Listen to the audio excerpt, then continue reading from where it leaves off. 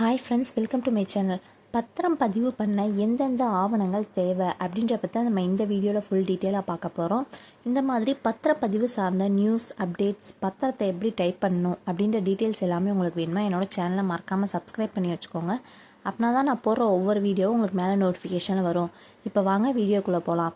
பத்திரம் பதிவு பண்ண எந்தெந்த ஆவணங்கள் தேவை அப்படின்னு பார்த்தீங்கன்னா, ஃபஸ்ட்டு தங்களோட மூலப்பத்திரம், அதாவது தாய் பத்திரம் நம்மளுக்கு தேவை.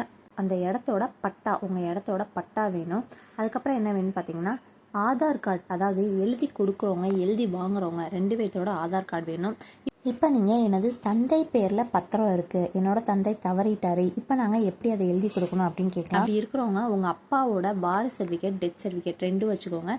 வச்சுட்டு உங்களோட வாரிசு சர்டிஃபிகேட் யார் யார் இருக்காங்களோ அவங்களோட ஆதார் கார்டு எல்லாமே வச்சு தான் அவங்க எல்லாமே சேர்ந்து தான் நீங்கள் எழுதி கொடுக்க முடியும். அவங்க எல்லாமே சேர்ந்து எழுதி கொடுக்கணும். எழுதி வாங்குறவங்க ஆதார் கார்டு வேணும்.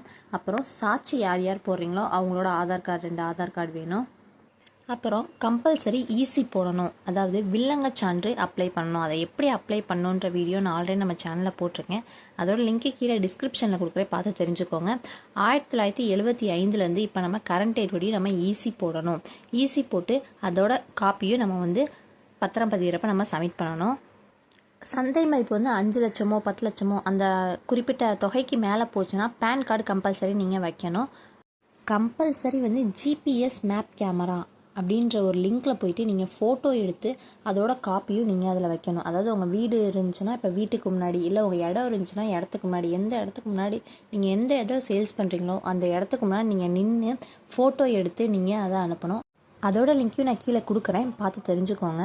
இந்த ஆவணங்கள் இருந்தால் போதும் நீங்கள் கேரையும் செட்டில்மெண்ட் அப்படின்ற பத்திரம், அதாவது அக்ரிமெண்ட், அந்த பத்திரம் எல்லாமே நீங்கள் பதிவு செஞ்சுக்கலாம். முக்கியமாக நீங்கள் பதிவு செய்யும்போது என்னத்தை நீங்கள் கவனம் கொள்ளணும்னா, சொத்து ஓரத்தில் போயிட்டு உங்களோட சர்வே நம்பர், உங்களுக்கு 4 மாலில் யார் யார் இருக்காங்க அது எல்லாமே கரெக்டாக இருக்கா அப்படின்றத பார்த்துக்கோங்க. பரப்பளவு எல்லாமே கரெக்டாக இருக்கா அப்படின்றத பார்த்துட்டு நீங்கள் பத்திரம் பதிங்க. அடுத்த வீடியோவில் பவர் பத்திரம் பதிய எந்தெந்த ஆவணங்கள் தேவை அப்படின்றத பார்ப்போம். இந்த வீடியோ உங்களுக்கு யூஸ்ஃபுல்லாக இருந்துச்சுன்னா லைக் பண்ணுங்கள், ஷேர் பண்ணுங்கள், சப்ஸ்கிரைப் பண்ணுங்கள். தேங்க்யூ ஃபார் வாட்சிங்.